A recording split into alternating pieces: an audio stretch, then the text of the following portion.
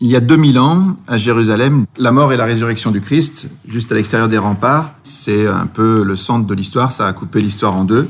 C'est un événement considérable qui a marqué le monde. Et juste après la mort du Christ, il a été enseveli dans un linceul. Les 4 évangiles en parlent. Et ce linceul est peut-être celui qu'on vous présente ici, qu'on appelle le linceul de Turin. Et la thèse qu'on va défendre dans cette présentation, c'est qu'aujourd'hui, on peut conclure que cette image imprimée sur le linceul ne peut s'expliquer autrement que par la résurrection du Christ. Alors, en général, dans notre monde qui est assez relativiste, assez agnostique, on n'aime pas conclure. On aime mieux rester en disant « on ne sait pas, c'est un grand mystère, on n'a pas d'explication ». Mais je ne pense pas que ce soit la position la plus raisonnable, parce que dans certains cas, effectivement, on peut garder une position en disant « on ne sait pas ». Mais il y a d'autres cas où on sait, et il faut être capable de discerner ces cas-là des autres. Souvent, dans l'esprit des gens, quand vous abordez une question comme ça, soit c'est blanc, soit c'est noir, tout le reste est gris. Soit c'est sûr et certain à 100%, soit c'est sûr et certain à 0%, et tout le reste est indéterminé. Soit c'est oui, soit c'est non, et tout le reste c'est peut-être. Et comme beaucoup de questions ne peuvent pas être un oui absolu ou un non absolu, on a tendance à mettre tout dans la catégorie des peut-être. Mais en fait, aujourd'hui, il y a une nuance qu'il faut apporter parce qu'on a pu réfléchir davantage sur les probabilités. On sait estimer des choses qui sont infiniment improbables ou infiniment probables. Et vous savez que quand on commence à manipuler les puissances de 10, il n'y a aucune grandeur dans l'univers physique qui dépasse 10 puissance 100. Donc quand on atteint des 10 puissances énormes à cause des probabilités, on peut dire que c'est quasiment zéro. On peut affirmer qu'on est dans une probabilité nulle. Donc je pense que dans le cas du linceul, on va se rapprocher de ces choses-là. Le mot des probabilités, on l'utilisera souvent. On utilisera aussi le mot souvent de singularité pour montrer à quel point ce linge est unique et singulier. Voilà. Donc, après des décennies d'études scientifiques, sur cet objet qui est maintenant le plus étudié au monde, il y a eu 500 000 heures de sciences de haut niveau pour étudier le linceul, ce qui est unique au monde. En fait, ce linceul pose une question. Est-ce que Dieu a voulu nous laisser une preuve matérielle qui témoigne de la réalité de la passion et de la résurrection du Christ? Un objet matériel qu'on ne peut pas expliquer autrement que par la réalité de la passion et de la résurrection du Christ. Alors, quand on pose la question ainsi, en général, les réactions sont irrationnelles. Il y a des gens qui vous disent « c'est pas possible, Dieu peut pas faire ça, notre liberté en souffrirait, la foi c'est pas ça, la foi il faut croire et se jeter dans le vide ». Alors, je crois que sur tout ça, on a une deuxième rectification à apporter, c'est que la foi catholique, on se trompe souvent sur ce que c'est. Déjà, le Concile Vatican I a affirmé clairement qu'on pouvait accéder à la connaissance de Dieu par la raison naturelle seule. Ensuite, si vous regardez l'Évangile, vous voyez que dans la lettre de Jacques, il dit que vous croyez en Dieu, très bien, les démons aussi croient en Dieu et ils brûlent. Donc, le fait de croire en Dieu, c'est pas la foi. Les démons savent qu'il y a un seul Dieu, mais ils n'ont pas la foi. La foi, c'est autre chose. Ce que je veux dire, c'est que c'est pas parce qu'on a la preuve de Dieu que notre liberté et notre foi ne sont pas possibles. Dans l'Évangile de Jean, c'est très curieux. Jésus est toujours combattu par les pharisiens, les scribes, tout ça. Mais quand il ressuscite Lazare, c'est un homme qui est mort depuis 3 jours, qui commence à pourrir et tout ça, et Jésus le ressuscite, donc c'est une preuve matérielle absolue qui est donnée, c'est une vraie preuve. Et ce jour-là, les Juifs décident de le tuer. Donc ça veut dire que par rapport à n'importe quelle preuve, même si les preuves sont vraies et valables, on garde sa liberté et on doit faire un acte de foi. Par exemple, quand Jésus, après la résurrection, apparaît à ses disciples, Thomas n'est pas là, il vient 8 jours après, et il dit « je veux mettre la main dans son côté, je veux le toucher » et tout ça. Donc il le fait, le Christ lui accorde, et à la fin, Jésus lui dit « cesse d'être incrédule, sois croyant ». Alors, en face d'une preuve pareille, il y a plus, là c'est la preuve totale, quand on touche le Christ ressuscité après qu'il soit mort, on pourrait se dire la foi n'existe plus. Non, c'est pas ça. Le Christ demande à Thomas d'être croyant quand même. Ça veut dire que la foi, c'est pas la connaissance. La foi, c'est une adhésion de notre liberté. On peut la refuser même en face de preuves qui sont des véritables preuves, comme Thomas ou comme Lazare. Le linceul fait partie de ces preuves qui sont devant nous et qu'on peut refuser, mais qui ont quand même un caractère de preuve. Si vous êtes Sherlock Holmes ou si vous êtes Colombo, entre 2 thèses, vous allez essayer de mener une enquête en regardant ce qui marche et ce qui marche pas. Donc, cette enquête, avant 1988, toutes les conclusions de toutes les études scientifiques réalisées dans tous les domaines convergeaient en faveur de l'authenticité du linceul. Et puis, en 1988, il y a le test au carbone 14 qui a conclu différemment en disant que c'était un linge du Moyen-Âge. Il y a une datation, on peut la contester de pas mal de manières, mais en tout cas, ça aboutissait à cette conclusion. Donc aujourd'hui, en fait, vous avez 2 thèses. Il y a une première thèse qui est que c'est bien le linceul du Christ, c'est-à-dire que selon cette thèse, on voit la vraie passion du Christ sur ce linge, il y a le flash de la résurrection à imprimer l'image, les chrétiens conservent cette relique de manière très forte, très précieuse depuis l'origine, et le mystère du linceul est dévoilé aujourd'hui, ce qui n'est pas du tout illogique, parce qu'on est dans un moment où la foi est complètement attaquée de manière assez spéciale, donc qu'il y ait des secours un peu spéciaux qui soient donnés au peuple de Dieu, c'est pas étonnant. Le linceul a commencé vraiment une nouvelle vie avec la photographie qui a été faite fin du 19e siècle. Donc cette thèse est assez logique en elle-même. Il y a une deuxième thèse qui est que c'est l'œuvre d'un faussaire ou que ça s'est fait tout seul vers le Moyen-Âge, qui a donc eu une imitation des éléments de la Passion, que l'image a été produite par un procédé qu'on ignore encore aujourd'hui. On a fait passer ce linge pour une relique à partir de 1453 ou un peu avant. Et la science arrivera un jour à expliquer tout cela. Cette thèse a aussi une certaine logique, mais il va falloir qu'on tranche entre les deux. Donc, pour mener l'enquête, on va parcourir un peu l'histoire du linceul d'abord, ensuite les études scientifiques, leurs conclusions, et puis la correspondance étonnante de ce linge avec tous les détails de la Passion. Et on va le faire pour pas s'éparpiller, parce qu'on pourrait parler pendant 107 ans de ce linge, de toutes les études qui ont été faites, il y a des livres entiers. On va essayer, pour pouvoir conclure, de s'attacher à 5 points particuliers, 5 points clés qu'on va regarder spécialement, et on va se demander sur chaque point, est-ce que ce point n'est pas décisif ? Le premier point, en regardant l'histoire du linceul, c'est le codex de prêt. Alors, la thèse, c'est que l'histoire prouve que ce linceul existait manifestement bien avant l'an 944. Pourquoi est-ce qu'on parle de l'an 944 ? Parce qu'on va voir dans l'histoire que c'est le moment où le linceul est arrivé à Constantinople, et à partir de là, il est évoqué très précisément dans un livre qu'on appelle le Codex de prêt, qui est le premier texte en hongrois, qui est conservé à la bibliothèque de Budapest. Et ce document a l'avantage d'être historiquement incontestable, c'est-à-dire qu'on peut le dater très précisément entre 1192 et 1195. Et ce texte, on verra pour quelle raison, on ne peut pas nier que l'image qui est reproduite dans ce codex parle du linceul de Turin.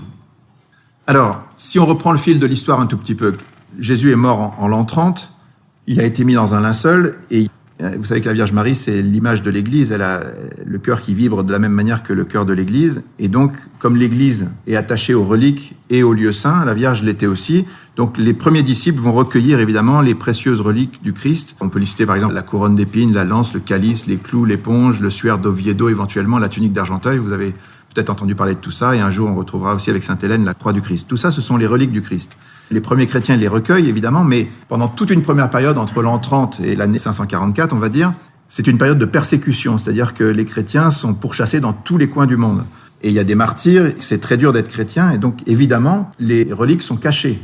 Donc, c'est assez logique, on n'a pas de trace historique du linceul, qui a probablement été caché, et c'est vrai que quand on regarde le linceul, si vous regardez là, vous voyez sur les côtés, il y a des traces de marques d'eau. Et il y a des gens qui ont remarqué que si on plie le linceul sur lui-même, qu'on le met dans un vase et qu'on imagine qu'il y a un peu d'eau qui se met au fond, et ben on peut arriver à des taches comme ça. Donc c'est une thèse qui est assez valable, qu'à un moment, le linceul a été plié et caché dans un endroit humide. Ensuite, l'année clé, l'année étonnante, c'est 544. Qu'est-ce qui se passe en 544 ? Tout d'un coup, il y a cette nouvelle qui est historique, qu'à Édesse, au nord de la Mésopotamie, une image miraculeuse, non faite de main d'homme, a repoussé les ennemis perses. Alors, qu'est-ce que c'est que ce royaume d'Édesse ? En fait, Édesse est le premier royaume qui est devenu chrétien à la fin du IIe siècle. Les chrétiens étaient persécutés dans tous les coins du monde. Il y a un royaume qui devient chrétien. Et comme par hasard, c'est assez logique, les reliques les plus importantes de la chrétienté vont trouver refuge en ce lieu. Et au moment où Édesse est attaquée, on sort un linge et les ennemis sont en déroute. Cette histoire est rapportée un peu partout. Donc on est à peu près sûr qu'il y a eu un événement étonnant autour d'un linge comme ça à Édesse en 544. Tous les témoignages disent qu'à Édesse, on parlait du visage du Christ. Alors, on a pu, avec les travaux de Aldo Guerreschi, remarquer qu'il y avait des marques de pliage sur le linceul. Il a été plié en 8.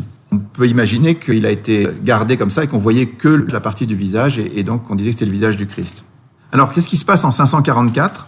C'est une date pivot pour la représentation du Christ, parce que auparavant, avant 544, le Christ était toujours représenté comme un jeune homme imberbe, un berger avec des cheveux bouclés. On voit ça dans les catacombes, on voit ça à Rome, à Ravenne, à Milan. Et c'est les représentations qu'on avait classiquement avant 544. Et tout d'un coup, après 544, le visage du Christ change. Il prend un aspect plus allongé, une barbe hébraïque, le nez allongé hébreu. On le retrouve dans la magnifique image du monastère de Sainte-Catherine au Mont Sinaï. On le retrouve aussi sur des monnaies. À chaque fois que le linceul apparaît dans l'histoire d'une manière ou d'une autre, il y a des monnaies anormales, parce que normalement, des monnaies n'ont pas le visage du Christ, c'est très rare, mais on s'aperçoit qu'à chaque fois que le linceul sort dans l'histoire, il y a des monnaies attachées à ce visage. Voilà, dans tous les coins du monde, à la basilique Sainte-Sophie de Constantinople, on représente le Christ sur un modèle qui est le même que celui que vous avez dans l'église où on a dit la messe à l'instant, le modèle que tout le monde connaît. Alors, après cette date charnière, en 650, les musulmans arrivent à conquérir Édesse, et le linge est caché, mais on sait qu'il reste vénéré, il y a des témoignages là-dessus. Et en fait, c'était une certaine providence que le linge soit caché à nouveau dans un contexte musulman, parce que entre 730 et 787, il y aura ce qu'on appelle la querelle iconoclaste, c'est-à-dire que dans l'Empire byzantin, on va se mettre à détruire toutes les images parce qu'on considère que ça ne respecte pas les commandements de l'Ancien Testament, mais il y a toute une querelle là-dessus. Finalement, elle est tranchée par un concile qui dit non, maintenant que le Christ s'est fait homme, il a pris un visage et donc on peut représenter le Christ. Mais si jamais le linceul avait été gardé dans un contexte chrétien, il aurait été détruit. Il y a eu une quantité phénoménale d'images qui ont été détruites à ce moment-là par ceux qui avaient le pouvoir et qui étaient iconoclastes. Donc, par chance, il était caché dans le contexte musulman et il a été conservé.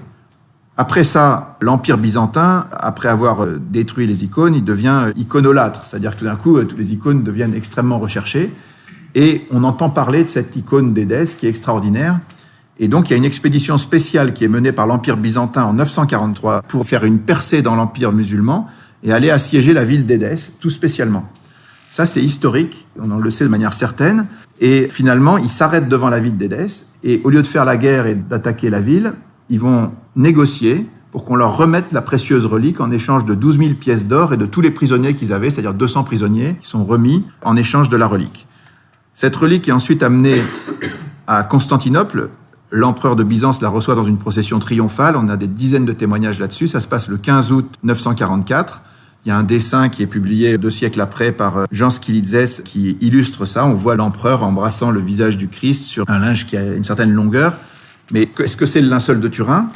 On s'en doute, mais on va l'apprendre de manière certaine grâce au Codex de Près. Donc pour l'instant, le linceul est conservé dans l'église des Blachernes et au Pharos, c'est-à-dire l'église des Blachernes, c'est au nord de Constantinople, et le Pharos, c'est là où était l'empereur. Puis on a des témoignages qui circulent de l'un à l'autre. Voilà. Grégoire le référendaire qui est allé chercher le linceul à Édesse, qui a vérifié que c'était bien cette relique qu'on lui remettait en échange des 200 prisonniers et des pièces d'or, il évoque cette empreinte et il dit qu'elle est embellie par les gouttes de sang jaillies du côté du Christ. Donc on voit bien que c'est pas seulement un visage, il y a aussi le côté. Il y a d'autres témoignages encore, mais finalement, comme je vous disais, vers 1190, le linceul est précisément évoqué dans le Codex de Près, qui est ce premier texte en hongrois incontestable. Alors qu'est-ce qui nous fait penser de manière certaine que c'est en voyant le linceul qu'on a dessiné cette image ? C'est simplement la position du Christ, la position des mains et surtout le fait qu'on ne voit que 4 doigts du Christ. On ne voit pas le pouce. Et ça, c'est unique dans l'histoire du linceul. Il n'y a aucune image dans le passé qui avait pensé à exprimer un détail comme celui-là. Et d'où ça vient ? Eh bien, le chirurgien Barbet, qui a fait des expériences en 1932, il a écrit La Passion selon le chirurgien en regardant le linceul. Il a constaté que quand on plantait des clous dans l'espace de Desto, non pas dans les paumes des mains comme faisaient toutes les représentations du Christ, mais si vous faites ça sur un corps que vous crucifiez, en fait, le poids du corps va déchirer la main et le corps va tomber. Donc les Romains, qui étaient un peu des experts en crucifixion, puisqu'ils en avaient fait des milliers, ils crucifiaient dans l'espace de Desto, c'est-à-dire au niveau du poignet, et là, le corps tient parfaitement. Simplement, quand vous mettez un clou à cet endroit-là, vous tapez sur un nerf et le pouce se rétracte. Et avec le corps qui est tétanisé, avec la rigidité cadavérique, le pouce va rester dans cette position-là. Et quand le Christ, sur le linceul, met les mains sur le bas-ventre, on ne voit que 4 doigts. Ça, c'est un détail auquel personne ne pouvait penser. C'est un détail qu'on voit sur cette image et qu'on ne voit sur aucune autre image avant le linceul. Donc, on est en présence d'un cas d'école, de quelque chose d'absolument incontestable. Et si vous regardez d'autres détails du Codex de Près, vous voyez qu'à un endroit sur le linge, il y a 4 points qui forment un L. Et en fait, sur le linceul, si vous regardez, vous voyez sur la partie gauche, là-bas, 4 points qui forment un L en haut et en bas. Suite à un incendie, il y a eu des trous qui ont été faits dans le linceul. Donc, ce détail-là, qui est reproduit sur l'image du Codex de Près, ne peut pas non plus être inventé. On est sur des choses absolument incontestables. Voilà. Il y a plusieurs autres détails, on ne va pas rentrer trop dans les détails justement. Alors l'histoire se poursuit en 1203. Il y a un chevalier français qui s'appelle Robert de Clary qui arrive et qui dit qu'il a vu le siloane, c'est-à-dire le linceul du Christ, où notre cire fut enveloppée, qui chaque vendredi se dressait tout droit, si bien qu'on pouvait y voir la figure de notre Seigneur. À Constantinople, tous les vendredis, on exposait le linceul dans toute sa longueur, se dressait tout droit, pour qu'on puisse venir le vénérer. Et puis, arrive cette fameuse date de 1204, 14 avril 1204. Vous savez que la 4e croisade, avec 33 000 croisés français et 17 000 Vénitiens, attaque Constantinople et il pille la ville pendant 3 jours. Ces 3 jours d'horreur, un vrai scandale entre chrétiens. Et à cette occasion, Robert de Clary, donc le chevalier, précise en 1204 que plus jamais personne, ni grec ni français, ne sut ce que le linceul devint quand la ville fut prise. Simplement, on sait que c'est un Français, le chevalier Othon de la Roche, qui pénètre dans l'église des Blachernes, à l'endroit où le linceul était certainement. Et puis, 1 an après, en 1205, le prince byzantin Comène proteste auprès du pape Innocent III et il lui écrit une lettre contre les exactions des croisés en demandant la restitution du linceul. Voilà ce qu'il écrit. « L'an dernier, au mois d'avril, détourné d'une prétendue libération de la Terre Sainte, l'armée croisée est venue dévaster Constantinople. Au cours de cette dévastation, les soldats de Venise et de France se sont livrés au pillage des édifices sacrés. Ils ont pris les trésors d'or, d'argent et d'ivoire et se les sont partagés. Aux Vénitiens, les reliques des saints, aux Français, ce qu'il y avait de plus sacré parmi ces dernières, le linceul où fut enveloppé après sa mort et avant sa résurrection notre Seigneur Jésus-Christ. » C'est une lettre officielle du prince Comnène, et il précise un peu plus loin « Le vol de si nombreuses choses sacrées va contre le droit des hommes et les lois de Dieu. Nous savons que ces choses sacrées sont conservées à Venise, en France et autres pays des pillards, le sacré linceul étant à Athènes. » Et puis, on s'aperçoit que la même année, en 1205, c'est le chevalier franc-comtois Othon de la Roche qui devient duc d'Athènes avec les Champenois, les Bourguignons et les Francs-Comtois. Des Français donc qui règnent pendant un peu plus d'un siècle à Athènes et qui vont en être chassés par des Catalans. Et donc, après cet épisode où on sait que le linceul est passé par Athènes, on retrouve justement en France, en 1357, la première exposition en France du linceul à Lirey en Champagne. Et à l'issue de cette exposition, le linge est récupéré à partir de 453 par la Maison de Savoie, qui le garde jusqu'en 1983 et qui le cède au Vatican. Voilà, donc on connaît très très bien l'histoire qui s'est passée en France, mais on connaît aussi très très bien toute l'histoire avant. Et on revient sur ce point, le Codex de Près témoigne de manière incontestable qu'il s'agissait bien du linceul, et on peut le retracer donc jusqu'à Édesse. Ça veut dire que ce n'était pas un linge du Moyen-Âge, ça veut dire que la thèse numéro 2, elle est déjà annulée. C'est pas vrai que le linceul venait du Moyen-Âge. Deuxième point auquel on va s'attacher, c'est que le linceul est un négatif. Alors, on sait qu'il existe depuis des siècles, et on sait aussi que cette notion de négatif est totalement inconnue avant le 19e siècle. Il n'y a aucune image d'aucune sorte qui représente un négatif avant le 19e siècle. Alors, pour la petite histoire, Sainte Thérèse de l'Enfant Jésus et de la Sainte Face est partie au ciel en 1897. Elle avait promis de passer son ciel à faire du bien sur la terre. Elle avait évidemment une dévotion particulière à la Sainte Face du Christ, puisqu'elle l'a mis dans son nom. Et juste un an après, c'est la grande ostension du linceul en 1898, donc c'est une année où l'Église décide de faire une ostension solennelle, dans un contexte anticlérical assez fort, fin du 19e, donc tous les renants, enfin tous les contestataires de la foi et le miracle étaient considérés comme quelque chose d'impossible. Les croyances chrétiennes étaient ridiculisées et c'était jugé d'un autre âge. À ce moment-là, il y a un amateur qui s'appelle Segundo Pia qui est autorisé à faire la première photo du linceul. Donc à l'époque, quand on faisait des photos, c'était un peu plus compliqué qu'aujourd'hui. Il fallait faire une plaque photographique, la mettre dans un révélateur dans une chambre noire. Et quand il fait ça, il sort dans sa chambre noire la photo du linceul et il s'aperçoit que c'est un négatif. Alors ça, sur le moment, la surprise a été totale. C'est-à-dire que ce qui est représenté en général en sombre était en clair et ce qui est représenté en clair est en sombre et avec les nuances. Vous voyez, un négatif photographique, vous savez plus ce que c'est parce que vous prenez des photos maintenant avec des appareils numériques. Mais à l'époque, quand la photo a été inventée, en 1826, par Nicéphore Niepce, qui a réalisé la première photo, vous la voyez ici, c'est la photo de sa maison. C'était donc un procédé par lequel on appliquait sur une vitre avec du sel d'argent, il y avait une lentille et l'image extérieure imprimée en quelques secondes sur la plaque de verre et changeait le sel d'argent, les couleurs du sel d'argent.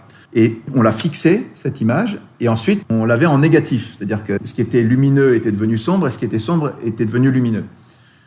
Et ce négatif-là, on a passé 30 ans à se demander comment on allait faire pour le changer et en faire un positif.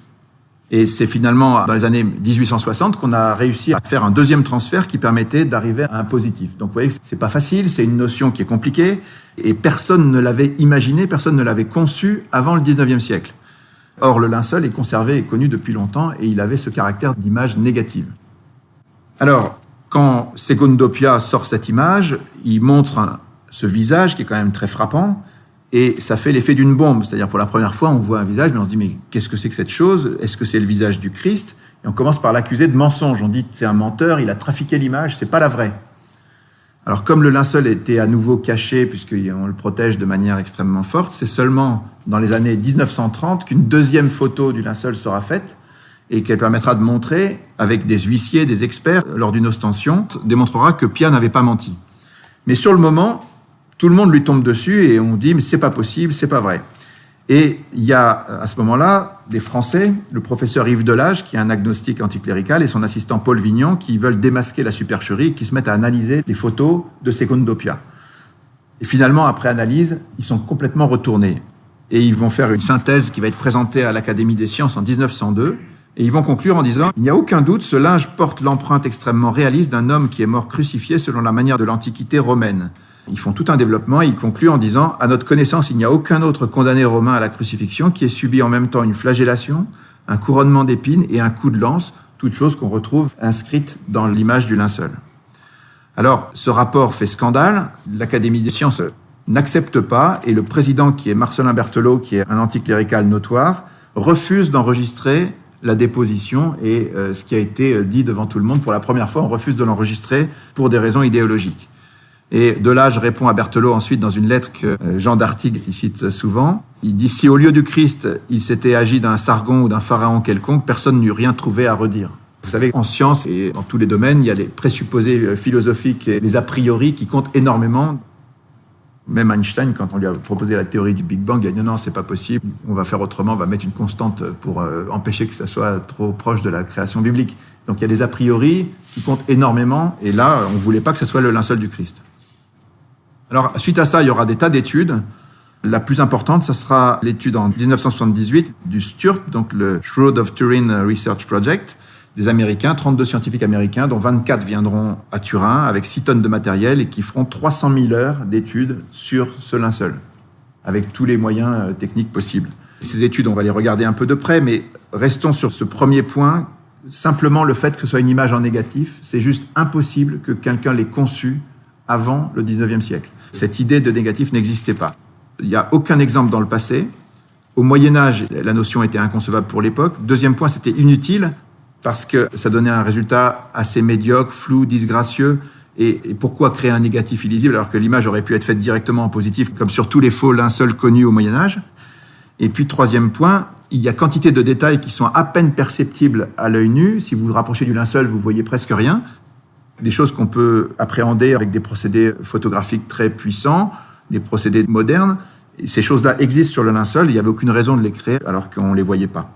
Si jamais il y avait eu un faussaire, il aurait fallu qu'il travaille non pour ses contemporains, mais pour le XXe siècle. Globalement, c'est impossible. On peut s'arrêter sur ce deuxième point. À lui tout seul, il montre que le linceul ne pouvait pas être autre chose qu'authentique. Voilà un premier point sur la matière du linceul. Troisième point, ce linge est une sorte d'exposition de l'évangile de la Passion. On recense 18 détails inconnus au Moyen-Âge qui rendent l'image inconcevable aussi à cette époque. Toutes les études qui succèdent pendant un siècle vont conclure, donc comme on avait dit, de manière concordante, et c'est l'objet le plus étudié au monde. Alors d'abord, si on regarde le tissu lui-même, c'est un linge de 4,40 mètres par 1,10 mètre, qui est constitué d'un lin pur et tissé en chevron, c'est-à-dire un procédé de tissage qui était connu au Moyen-Orient au temps de Jésus. Et le lin pur avec un peu de coton, sans aucune trace de laine, ça correspond aux règles des métiers à tisser juifs. Pourquoi ? Parce qu'il y avait 2 textes de la Bible, dans le Lévitique et dans le Deutéronome, qui disaient qu'on ne devait pas porter sur soi un vêtement mêlé de 2 fibres différentes. Donc il fallait bien séparer la laine et le lin. Les métiers à tisser juifs avaient cette particularité, alors que dans tous les autres cas, il y avait toujours des petits bouts qui traînaient, on aurait trouvé un peu de lin ou un peu de coton. Chez les juifs, les choses étaient totalement séparées. Donc dans le linceul, on ne trouve pas de laine. C'est un deuxième point intéressant. Troisième point qui plaide pour l'authenticité, la nudité complète du corps. Jusqu'au Moyen-Âge, même quand on parle du linceul, on le rhabille. Donc que le corps soit entièrement nu, c'était pas du tout dans les mœurs. Il y a des gravures du linceul où on représente le linceul avec habillé pour éviter le nu. Donc ce point-là est intéressant aussi. Quatrième point très frappant, l'homme qui est sur le linceul a été violemment flagellé. On voit 120 traces de coups avec ce qu'on appelle le flagrum romain. Ce sont des petites haltères avec une double bille qui sont caractéristiques des fouets romains. Et si vous regardez bien dans le détail du dos du Christ sur le linceul, à chaque fois vous avez des petits couples comme ça qui correspondent à ces petites haltères avec lesquelles on l'a fouetté. Ça, c'était aussi très très dur à inventer pour des gens qui vivraient au Moyen-Âge. Et on voit bien qu'il a été fouetté par un frappeur à gauche et un frappeur à droite. En double éventail, comme on dit, il était pendu comme ça, comme on le voit sur cette image. Et les 2 frappaient de chaque côté, les coups se sont distribués comme s'il y avait vraiment 2 frappeurs. Donc ça, c'est des choses aussi très difficiles à inventer. 5e point, sur la tête, on voit de multiples traces de saignement causées par des épines qui ont percé le cuir chevelu. Alors, Jean d'Artigues insiste en disant, si on refait le fil de l'histoire, c'est évident. Sur le moment, quand les soldats ont improvisé la couronne d'épines du Christ, ils ont pris le premier buisson à côté, ils sont un peu piqué les mains, mais ils ont fait une sorte de couronne et ils ont cerclé ça avec quelque chose. Donc la couronne du Christ que Saint Louis a acheté si cher pour la garder à Paris, dans la Sainte-Chapelle, en fait, c'est surtout la partie qui entourait les épines. Voilà, donc cette logique qu'on déduit des évangiles, on la retrouve sur le linceul de Turin avec une couronne d'épines qui a percé le cuir chevelu du Christ, en bonnet et non pas de manière circulaire. Ensuite, il y a le coup de lance. Cet homme a reçu, après sa mort, on peut le prouver, un coup de lance sur le côté qui a percé le péricarde. Il y a eu des écoulements de sang qu'on peut voir sur le linceul. Et il y a eu aussi du sérum parce qu'on a fait de la spectrographie, c'est-à-dire qu'on a envoyé une lumière sur le linceul et on s'est aperçu avec la lumière qui a été réfléchie qu'il y avait des traces de sérum humain sur cette partie du Christ. Donc quand l'évangile dit qu'il va sortir du sang et de l'eau, on est pile dedans. C'est un détail aussi qu'on aurait vraiment du mal à inventer au Moyen-Âge. Au niveau du visage, on voit des coups violents, on voit le cartilage nasal qui a été dévié, des tuméfactions sur le nez et sur la joue, quelqu'un qui a subi des coups. C'est un 7e point. On a parlé de ces clous dans les poignets qui sont vraiment quelque chose de tout à fait extraordinaire. Toutes les représentations du Christ avant le linceul mettaient les clous dans la paume des mains et l'exactitude scientifique, elle est sur le linceul. Voilà. Il y avait aussi plusieurs études sur les pollens. Alors elles sont contestées parce qu'il n'y a pas eu de publication scientifique sérieuse. Jean d'Artic disait que la raison, c'était que quand les gens ont fait les recherches sur les pollens, ils ont appliqué des cols pour pouvoir extraire les pollens du linge et les cols déforment les pollens, donc c'est difficile à publier. Mais toutes les études ont dit qu'il y avait des pollens endémiques, c'est-à-dire des pollens qui ne se retrouvent que dans la zone de Jérusalem au moment de la Pâque, du printemps des Juifs. Donc, même si ces études sont contestées, c'est aussi un élément quand même important qui a été testé par plusieurs équipes. Un autre point qui, lui, pour le coup, n'est pas contesté, c'est qu'on a retrouvé de la poussière d'aragonite, la pierre calcaire de Jérusalem. L'aragonite existe dans d'autres endroits du monde, mais on la retrouve dans le nez, les pieds et un genou de l'homme qui est sur le linceul. Donc, dans l'hypothèse du Christ, ça colle parfaitement. Il est tombé dans sa passion, il a tapé sur le sol et qu'on retrouve des petits fragments de la poussière d'aragonite, ça se justifie complètement. Et si jamais quelqu'un devait créer un linceul au Moyen-Âge en France, jamais il penserait à mettre des petits cristaux d'aragonite de la pierre de Jérusalem pour tromper son monde. Enfin, c'est juste impossible.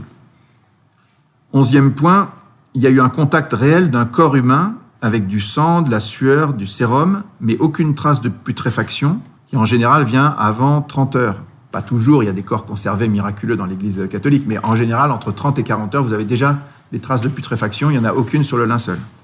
Donc le corps n'est pas resté longtemps en contact avec le linceul a priori. Ensuite, si vous regardez bien au niveau des traces de sang, vous voyez que d'abord, l'image qui a été produite sur le linceul, qui représente le corps, elle n'imprime pas en dessous des taches de sang. Donc les taches de sang existaient avant la production de l'image. Mais surtout, quand vous collez un corps humain, le sang coagule très très vite. Et ensuite, quand vous arrachez le corps, vous arrachez une petite partie des parties microscopiques des fibres. C'est obligatoire.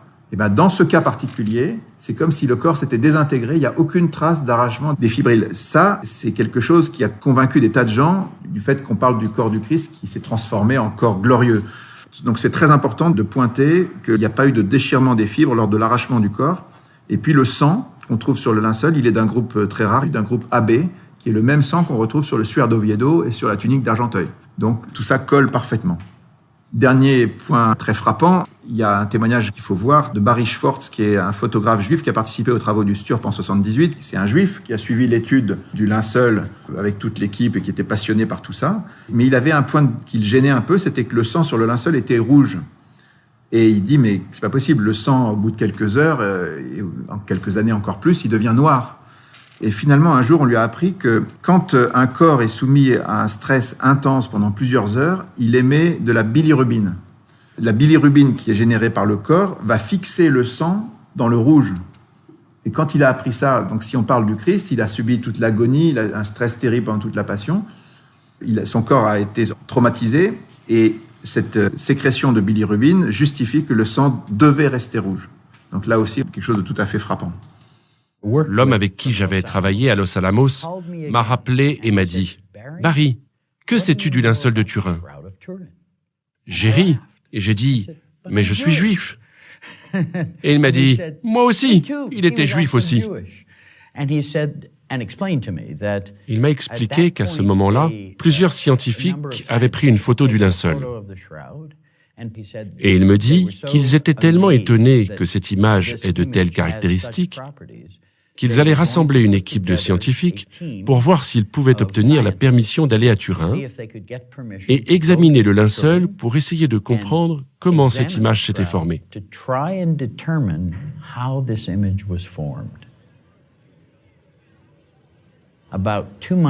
2 mois environ après le début du projet, je me souviens avoir dit à l'un de mes collègues, « Qu'est-ce qu'un jeune homme juif comme moi fait ici ?» Et il a ri et il m'a dit, « As-tu oublié que l'homme du linceul est juif ?»« Non, non, je sais. » Et il m'a donné ce qui est peut-être le meilleur conseil que j'ai jamais eu de ma vie. Barry, va à Turin et fais le meilleur travail que tu peux. Dieu ne nous explique pas son projet à l'avance, mais un jour, tu sauras. C'était un conseil génial, et cela m'a fait rester dans l'équipe. J'allais démissionner. Mais à cause de ces paroles, de Dieu peut-être à travers ses lèvres, je suis resté dans l'équipe. La chose qui m'a empêché d'accepter que le linceul est authentique durant des années, 18 ans, c'est que le sang sur le linceul est encore rouge. Le sang ancien doit être noir ou marron. Personne n'a pu expliquer pendant 18 ans pourquoi le sang sur le linceul est resté rouge. Et en 1995, dans une conversation téléphonique avec le docteur Adler, un chimiste juif qui a prouvé que le sang sur le linceul est vraiment du sang, nous étions en conversation au téléphone. Et là, il m'a dit quelque chose dont je n'avais jamais entendu parler. Quand quelqu'un est torturé sur une longue période de temps, 24 ou 36 heures, à peu près la durée pendant laquelle Jésus a été torturé, le corps entre en état de choc. Jésus n'a pas reçu d'eau, il a été flagellé. Donc il est entré en choc anaphylactique. Après quelque temps, dans ce genre de choc, les parois des cellules rouges du sang commencent à se décomposer. Et le foie répand dans le corps, dans le sang, une enzyme qui s'appelle la bilirubine. Et quand cela arrive, le sang reste rouge pour toujours. Et quand j'ai découvert cela, c'était la dernière pièce du puzzle. Et cela m'a donné la conviction que le linceul est authentique, parce que ça m'a donné une réponse scientifique et crédible à la dernière question que j'avais. Voilà, tous les détails de la Passion se retrouvent sur le linceul du Christ. Et puis, on arrive à un 4e point qui est absolument frappant. Essayer de comprendre comment cette image s'est imprimée, par quel rayonnement l'image s'est imprimée sur le linceul. Alors, on peut être sûr que l'image ne s'est pas imprimée par contact, parce que si vous mettez de la peinture sur un visage et que vous imprimez un linge et que vous enlevez ensuite le linge, vous verrez que le visage est déformé. Or, le visage du Christ, c'est un visage qui n'est pas déformé. C'est pas non plus par peinture, c'est une certitude pour plein de raisons. Il y a une absence totale de pigments, il n'y a pas de collagène. Et puis, on peut dire aussi que l'image qui est imprimée sur le linge, elle a été étudiée par les spécialistes. Le linge est très très fin, il fait 0,3 mm. Et la brûlure, enfin, c'est pas vraiment une brûlure, on appelle ça une oxydation acide déshydratante. Cette oxydation acide déshydratante, elle ne concerne que les 40 premiers microns de la surface du linge. Il n'y a rien en dessous. Si vous le regardez de l'autre côté, vous voyez strictement rien. Donc, n'importe quelle peinture, n'importe quel colorant, n'importe quel objet qui aurait teinté le linge l'aurait transpercé. Sur 0,3 mm, vous êtes sûr. Là, on n'a absolument pas ça. Et quand on analyse de près de quoi il s'agit, cette sorte de brûlure du lin, elle est très superficielle et elle comporte une information de distance. L'image a des teintes dégradées. Cette dégradation des teintes donne une information de tridimensionnalité. En regardant si c'est plus ou moins dense, les brûlures des fibres, on va pouvoir reconstituer une image en 3D du linceul. Il y a Thierry Castetz qui a fait une image 3D que vous voyez sur la gauche, et puis Soons qui a fait un hologramme qui tourne et qui donne un aspect vivant au visage. Ça, on peut le faire simplement parce qu'il y a des parties plus brûlées que d'autres. Et donc, si on interprète cette brûlure en lui donnant une valeur de distance, on reconstitue le visage du Christ. Ça n'existe nulle part dans aucune image, à aucune époque, et on est même incapable de le refaire aujourd'hui. Personne ne saurait refaire ce type de brûlure et ce type d'information sur une image aujourd'hui. Alors, la conclusion de tout ça, c'est que l'image a été produite par un rayonnement qui est extrêmement spécial. Si on veut essayer de comprendre quel type de rayonnement ça pouvait être, vous voyez cette image du Christ, le Christ est à l'horizontale, on peut imaginer qu'il est en apesanteur et que vous avez le linceul qui est parfaitement droit au-dessus et en dessous. Et à un moment, il y a un rayon qui va être vertical, c'est-à-dire orthogonal au linceul, qui va imprimer l'image. Parce que, attention, si vous faites un rayonnement, une lumière classique, vous imprimez rien du tout. Parce qu'une lumière classique, ça part dans toutes les directions. Donc, il n'y a pas d'image nette. Il faut que le rayonnement soit unidirectionnel. C'est un truc de fou. Si vous voulez que le corps s'imprime de cette manière-là sur le linceul, il faut que parte du corps un rayonnement d'autant plus puissant que la distance est courte. Vous voyez, le rayonnement qui crée l'effet de tridimensionnalité, mais aussi que ce rayonnement soit parfaitement orthogonal au linceul, qui doit être plat.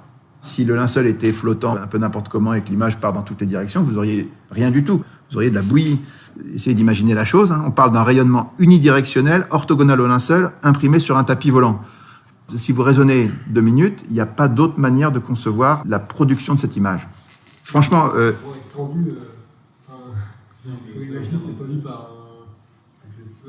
Oui, ça pourrait être tendu par autre chose. Ok, mais il faut qu'il soit bien plat. Et non, le truc le plus dingue, c'est que si jamais tu mets une bougie près d'un linge ou une très forte lumière, tu vas avoir un gradient de brûlure, mais pas une brûlure comme ça. Donc c'est ça qui est fou. C'est pas tellement la pesanteur et tout. Ce qui est fou, c'est le rayonnement directionnel. Parce qu'il n'y a pas d'autre explication pour faire une image nette. Voilà. Alors au milieu de tous ces éléments concordants qui viennent de différents domaines d'études, la datation au carbone 14 a posé une date différente en disant ça peut être entre 1238 et 1430. Voilà la conclusion de la science, entre guillemets. J'aime bien le point d'exclamation après. La science qui est censée être neutre, elle date le linge du Moyen-Âge, elle met un point d'exclamation. Bon. Mais si vous réfléchissez 2 secondes, il y a eu forcément un rayonnement sur le linceul. Le père Rinaudot a donné l'explication la plus sensée. Il a dit ce rayonnement, quand on a essayé de faire d'autres expériences pour essayer de s'approcher de cet effet sur le linceul, il s'est aperçu que quand on bombardait le linceul par l'éclatement de particules de deutérium, avec des protons et des neutrons, ça donnait ce type d'oxydation acide déshydratante très proche de celle du linceul. Et donc, voilà, on a un petit modèle du genre d'effet qu'on peut atteindre. Mais quand vous faites un bombardement avec un rayonnement comme ça, vous allez changer le taux de carbone 14. Parce que, justement, les protons et les neutrons vont changer le taux de carbone 14 et vous rajeunissez le tissu. Donc, en fait, il y a une explication qui est tout à fait cohérente, c'est qu'il y a eu un rayonnement de type inconnu en l'an 30 et que ce rayonnement a perturbé le taux de carbone 14 sur le linceul. 5e et dernier point, la singularité absolue. En fait, cet objet, on a bien vu, il est unique et non reproductible de 1000 manières. Comment expliquer qu'il n'y ait aucun autre objet de ce type, qu'on s'en rapproche en rien? Il n'y a aucune image qui reprend même 2 ou 3 aspects de cette image unique au monde. Alors, le raisonnement est très simple. Si cette image pouvait venir de causes naturelles communes, il y aurait d'autres cas semblables. Le fait que l'image ait été provoquée par la résurrection du Christ est la seule réponse cohérente parce que si vous avez un événement absolument singulier comme la résurrection du Christ, c'est normal que ça produise un effet absolument singulier comme cette image. Vous avez une singularité qui répond à une autre singularité. Si par contre, vous excluez la résurrection du Christ et vous voulez que ce soit une cause naturelle ou une cause humaine, il n'y a aucune raison qu'il n'y en ait pas eu d'autre. Vous voyez, il y a une bijection entre la singularité du linge et la singularité de l'événement de la résurrection. Bien. Voilà. Alors, si on essaie d'être honnête dans le raisonnement, chacun de ces points clés dont on a parlé permet de conclure. On peut essayer de résumer tout ça dans un arbre logique. Si vous considérez le linceul de Turin, soit il a été fait par quelqu'un, soit personne ne l'a fait. S'il a été fait par quelqu'un, on sait que c'est forcément au Moyen-Âge ou avant le Moyen-Âge. Or, c'est impossible parce qu'il y a 18 détails qui étaient absolument inconcevables, inconnus au Moyen-Âge. L'image ne pouvait pas être conçue de cette manière-là. On parle du négatif, du tissage, des clous, de la forme des plaies, du sang, du pollen, des calcaires, tout ça. Donc cet objet est vraiment inconcevable au Moyen-Âge, hypothèse impossible. Donc il s'est fait tout seul. Alors soit il s'est fait par rayonnement, soit il s'est fait par contact avec un corps. On a vu que le contact avec un corps, c'était impossible parce qu'il n'y avait pas de déformation de l'image. Donc c'est un rayonnement, on en est sûr, mais c'est un rayonnement, comme on a dit, très spécial. Il est orthogonal et non diffus, il procède d'une oxydation déshydratante acide, il y a un effet qui n'est que superficiel et il recèle une information de distance. Et tout ça suppose un corps en apesanteur avec le linceul autour. Tout ça, c'est strictement impossible à reproduire à ce jour. La science d'aujourd'hui, du XXIe siècle, ne saurait pas refaire une image comme ça. Donc, on peut se dire, ce rayonnement, est-ce qu'il a pu être produit par une cause naturelle ou est-ce qu'il est produit par une cause surnaturelle? La cause naturelle, franchement, elle est très improbable parce que le mécanisme est inexplicable. Il n'y a aucun autre exemple et il y a cette singularité absolue. Si une cause naturelle produisait ce type d'image, les mêmes causes produisant les mêmes effets, dans d'autres situations, on aurait produit des images au moins un peu semblables, un peu comparables. On n'a rien. Donc cette solution est aussi à exclure. Donc en fait, on n'arrive qu'à la seule solution possible, la cause surnaturelle. C'est la seule explication cohérente. Donc on parle d'une image produite par le flash de la résurrection, le corps du Christ avec l'intégralité de l'évangile de la Passion, parfaitement logique, une cause singulière qui explique un effet singulier. Voilà, on est dans quelque chose d'extrêmement logique.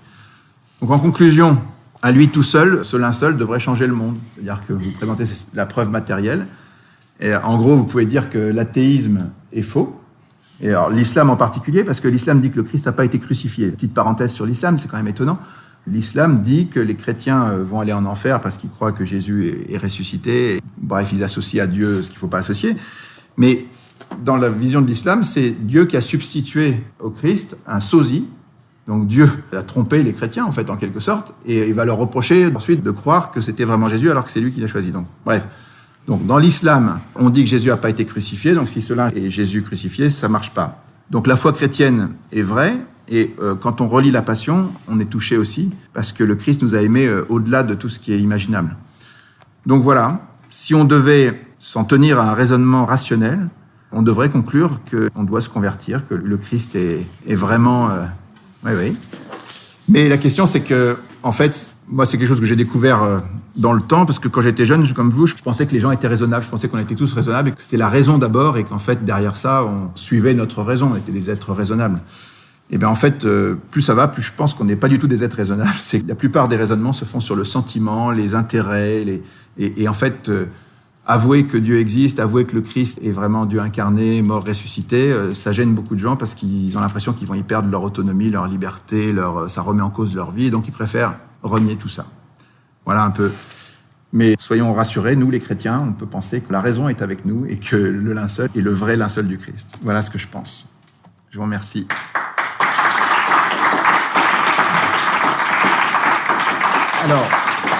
Alors, ce que je vous propose maintenant, c'est qu'il y ait quelques questions.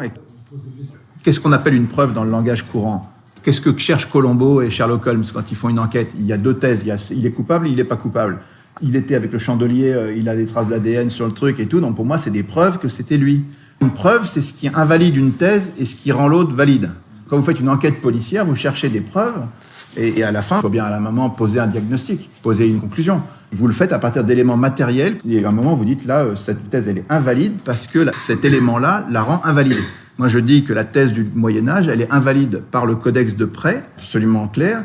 Elle est invalide par les 18 détails qu'il y a sur le linceul. Elle est invalide par l'idée du négatif et elle est invalide par l'idée de la singularité de ce linge. Voilà.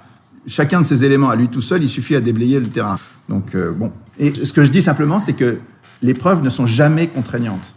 Vous pouvez faire ressusciter Lazare, les Juifs disent si Jésus a fait ça, on va le tuer. Donc ces preuves n'empêchent pas la liberté. Une preuve vous laisse entièrement libre. Après, vous en faites ce que vous voulez, mais ça reste une preuve. Une preuve, c'est une croyance. Pardon ?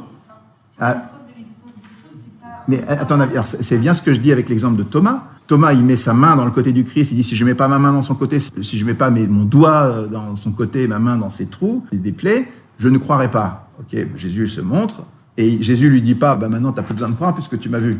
Non, il lui dit, cesse d'être incrédule, sois croyant. C'est hallucinant comme phrase. Ça veut dire qu'il lui donne une preuve totale qu'il est ressuscité 8 jours après l'avoir vu entièrement mort. Et il lui dit pas, tu n'as plus besoin de la foi. Il dit non, je te demande la foi. Parce que la foi, c'est pas une affaire de connaissance. La foi, ça concerne une adhésion. Il faut le vouloir. Et encore une fois, comme dit Saint Jacques, les démons, ils savent qu'il y a un seul Dieu, mais ils n'ont pas la foi parce qu'ils brûlent. Un jour ou l'autre, on sera tous en face de Dieu, on saura tous que Dieu existe. Mais par contre, il y aura ceux qui, par leur volonté, adhéreront à Dieu et ceux qui diront, on n'en veut pas. On reste libre. La foi, c'est pas une affaire de connaissance. Jésus, il n'a pas dit aux gens, prenez un crayon, il y a un seul Dieu, 3 personnes, tac, tac, tac, il vous fait le catéchisme, ok, je sais tout, c'est bon, j'ai la foi. Non, mais il voulait qu'on le cherche. Il cherche une adhésion, en fait, il cherche qu'on l'aime. Donc la foi, c'est à ce niveau-là. Pas le même niveau que la connaissance. On peut faire l'analyse de 1000 points. Il y a eu, comme je vous dis, il y a eu 500 000 heures de travail là-dessus et tout concorde. Ce que je veux simplement dire, c'est, à la fin, la grande question, c'est qu'est-ce qu'on conclut ? Qu'est-ce qu'on fait de ce cadeau ? Parce qu'en fait, c'est un cadeau de Dieu. Qu'est-ce qu'on en fait ? Est-ce qu'on conclut en disant « Ah ben, c'est très très mystérieux, on ne sait pas, on verra un jour et peut-être que, voilà, on ne dit rien » Est-ce que c'est ça la bonne attitude ? Ou est-ce qu'en face de cette accumulation de preuves ou de signes qu'on nous a donnés, est-ce qu'on dit « non ». La probabilité que ce ne soit pas le linceul, elle est égale à 0 pointé, quoi. Et donc, on a un élément qui nous donne une preuve matérielle de la résurrection du Christ et de sa mort sur la croix, comme les évangiles en parlent. Moi, je trouve que c'est très important. C'est là-dessus que doit s'exercer le discernement, c'est-à-dire, Est-ce qu'on conclut ou est-ce qu'on fait toute cette étude? On a une attitude incohérente en disant, comme d'habitude, on est agnostique, comme d'habitude, tout est relatif. Non, il y a des trucs, à un moment, on a passé le stade de peu conclure. Merci. Voilà. Merci à vous.